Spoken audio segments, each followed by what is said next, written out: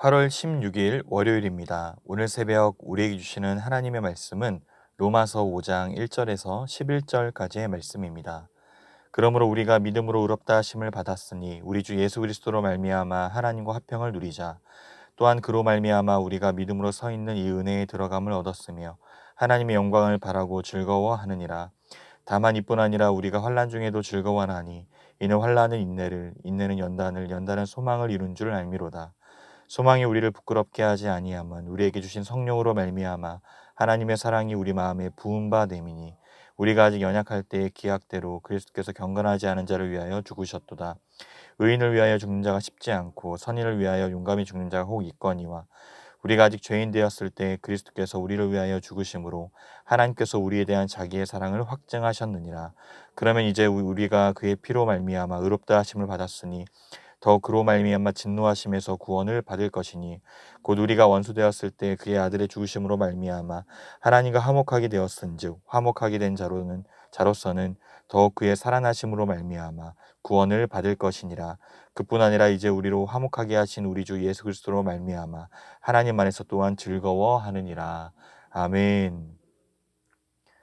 로마서 5장을 시작하고 있는 오늘 본문에는 구원받은 자가 누리게 될 복이 무엇인지 그리고 그것이 어떠한 변화를 가져오는지에 대해 소개하고 있습니다. 바울은 지금까지 설명했던 복음의 핵심, 의롭다 하심을 믿음으로 받는다라는 사실을 강조합니다. 뿐만 아니라 우리라는 단어를 강조하면서 복음을 모두에게 적용하고 있습니다. 오늘 본문에서 우리가 많이 쓰입니다. 우리가, 우리를, 우리에게, 우리로라는 말을 반복하면서 의롭다 하심을 얻은 우리가 경험하는 축복을 말해주는데 곧 칭의의 결과로 구원받은 성도가 누리게 되는 복이라 할 수 있습니다. 그렇다면 구원받은 우리가 누리는 복은 무엇일까요? 오늘 바울은 세 가지로 정리합니다. 첫째, 하나님과 화평이고, 둘째, 은혜에 들어가는 것이고, 셋째, 하나님의 영광입니다. 먼저 오늘 1절은 이렇게 말합니다. 그러므로 우리가 믿음으로 의롭다 하심을 받았으니 우리 주 예수 그리스도로 말미암아 하나님과 화평을 누리자. 바울은 우리가 하나님과 화평을 누려야 한다고 권하는 것이 아니라 우리가 의롭다 하심을 받아 하나님과 화평을 누리고 있다고 말합니다. 이미 화평하게 되었음을 강조하고 있는 것이죠. 우리는 전에 하나님과 적대적인 원수 관계였습니다. 그런데 하나님은 그런 우리를 진멸하지 않으시고 예수님으로 인하여 평화를 누리게 하셨습니다. 그 어떤 방법이나 노력이 아닌 오직 예수 그리스도만이 하실 수 있었기에 친히 화목제물이 되셔서 그 복을 누리며 하나님과 화평할 수 있었던 것입니다. 다음으로 2절 상반절에 이제 두 번째 복이 소개되는데 바로 그리스도로 말미암아 즉 은혜에 들어감을 얻었다라는 것입니다. 믿음으로 그 은혜의 자리에 설 수 있게 되었습니다. 내 마음대로 들어갈 수 없습니다. 반드시 허락이 있어야 들어갈 수 있어요. 그런데 우리가 하나님께 받아들여졌고 은혜에 들어감을 얻습니다. 영원한 왕이 계신 곳, 그 특별한 곳에 들어가 머물 수 있게 되었고 하나님과 화목하게 된 자로 하나님과 함께할 수 있습니다. 그리고 이 은혜는 나의 상태에 따라 변하지 않습니다.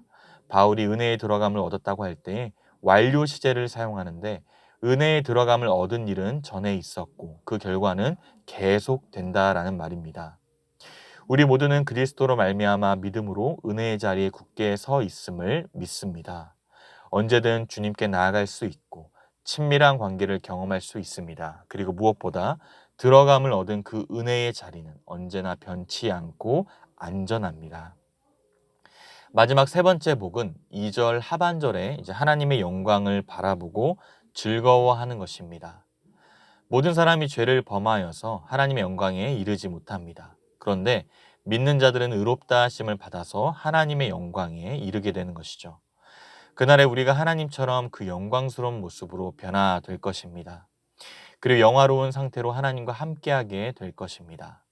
물론 지금 우리는 그런 완전한 상태는 아닙니다. 연약해서 자주 실패하고 넘어집니다. 괴로울 때도 많고 약속을 잊을 때도 있고 영광이 잘 보이지 않을 때도 있습니다. 하지만 그럼에도 불구하고 다시 우리가 소망으로 그날을 바라본다면 우리는 지금 즐거워할 수 있습니다. 이것이 우리에게 확실하기 때문이죠. 그래서 하나님의 영광이 우리에게 변하지 않는 소망이요 즐거워할 수 있는 유일한 근거가 됩니다. 이렇게 구원받은 우리가 누리는 세 가지의 복이 우리에게 어떠한 변화를 가져다 주는지 3절부터 바울은 이렇게 설명합니다. 우리가 환난 중에도 즐거워하나니 우리는 영광을 바라고 즐거워할 뿐만 아니라 환난 중에도 즐거워할 수 있습니다. 환난을 즐긴다라는 말이 아닙니다. 환난 그 자체는 괴롭고 힘든 것이죠. 즐거울 수가 없습니다. 하지만 환난을 통해 얻는 것, 하나님께서 그 환난을 통해 이루시는 것을 생각해 본다면 하나님을 전적으로 신뢰하며 즐거워할 수 있다라는 것입니다. 다음으로 환난을 통해 인내를 이룹니다. 그리고 인내는 연단을 이루고 연단은 다시 소망을 이루게 되는데 하나님께서 성도를 성도답게 훈련시키는 과정입니다. 나의 욕심이나 나의 뜻을 이루기 위해 당하는 환난이 아니라 주의 뜻을 이루기 위해 당하는 환난은 인내를 이루게 될 것입니다. 환난이 있을 때 우리가 쉽게 선택할 수 있는 방법은 피하는 걸 겁니다. 하지만 우리가 인내하면 그 열매로 연단을 이루게 됩니다. 연단은 시험을 통과한 상태를 말하고 단련된 인격을 의미합니다. 이것이 하나님의 선하신 뜻대로 환난을 통해 우리를 빚으신 결과이죠. 하나님이 여러 가지 상황들을 사용하셔서 우리가 더욱 하나님을 닮게 하시려고 우리의 인격과 성품을 다듬어 가십니다. 그래서 이러한 과정을 거치며 더욱 분명한 소망을 가지게 되죠. 소망으로 하나님을 바라보고 그 소망으로 살게 된다는 것입니다. 결국 소망은 오늘을 살아내는 성도의 힘이자 환난을 이기는 유일한 위로입니다. 이 소망이 우리를 부끄럽게 하지 않는 이유, 다시 말해 소망이 우리를 실망시키지 않는 이유가 무엇일까요?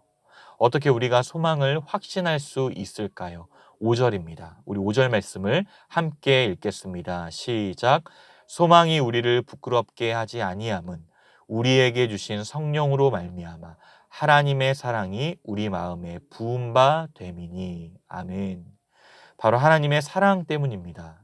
예수님이 우리를 위해 죽으셨습니다. 6절과 8절의 표현대로 우리가 아직 연약할 때, 우리가 경건하지 않을 때, 우리가 아직 죄인 되었을 때, 우리가 하나님과 원수로 있을 그때에 하나님이 그 일을 행하셨습니다. 이것이 우리에게 있는 소망의 유일한 근거이자 흔들리지 않는 확실한 이유입니다. 그리고 오늘 본문 마지막 9절부터 11절까지 예수님의 죽으심으로 말미암은 의롭다 하심, 그 구원의 시작을 경험한 자로서 미래에 있을 완전한 구원을 기대하게 만듭니다. 그 구원의 완성을 소망으로 바라보는 것이죠. 그리고 우리는 그 소망을 통해 오늘을 즐거워하며 기뻐할 수 있습니다. 환난의 한복판을 살다 보면 어쩌다가 여기까지 왔는지 참 허망할 때가 있습니다. 왜 우리 가족은 이런 아픔을 겪어야 하지? 내 인생은 왜 이렇게 꼬이지? 코로나는 언제 끝나는 것인가? 고난이 점점 사람의 통제를 벗어날 때 삶은 원인과 결과로만 이루어지지 않음을 겸손히 인정하게 되고 결국 환난은 하나님께로 나아가야만 풀릴 수 있음을 깨닫게 됩니다. 회개의 자리로, 기도의 자리로, 새로운 길을 여시기 위한 인도하심으로 회복의 자리를 이끄시는 하나님이십니다. 십자가의 끝에 우리의 구원과 영생이 있음을 믿는다면 내 삶에 찾아오는 모든 환난도 완전하신 뜻에 따라 선하게 이끄시는 과정이라는 사실을 확신하게 될 것입니다.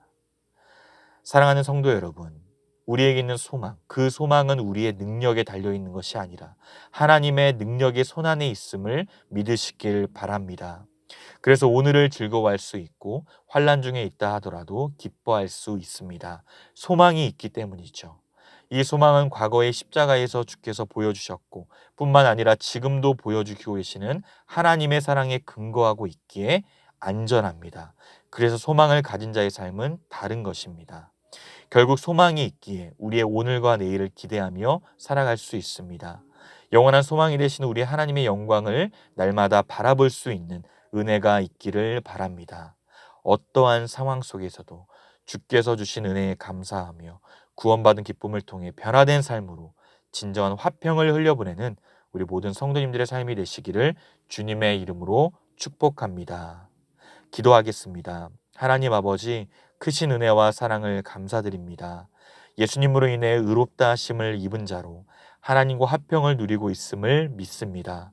환난 중에도 즐거워하며 환난은 인내를, 인내는 연단을, 연단은 소망을 이루게 하여 주시옵소서. 날마다 은혜의 자리에 있게 하시고 하나님의 영광을 보게 하여 주시옵소서. 소원의 기쁨이 전해질 수 있도록 소망을 가진 자로서 환난 가운데 있는 자들을 위로하며 주께서 허락하시는 참된 구원의 기쁨이 경험되어질 수 있도록 은혜를 베풀어 주시옵소서. 감사드리며 살아계신 예수 그리스도의 이름으로 기도드리옵나이다. 아멘. 개인적으로 기도하실 때 오늘 주신 말씀을 붙들고 기도하시고 주간 기도 제목을 따라서 부성과 민족을 위해 이번 한 주간의 승리를 위하여 기도하겠습니다. 한국교회 영적 부흥을 위하여 말씀과 기도로 승리하는 이번 한 주간이 될 수 있도록 마지막으로 코로나19 신부산교회 공동기도문으로 함께 기도하겠습니다.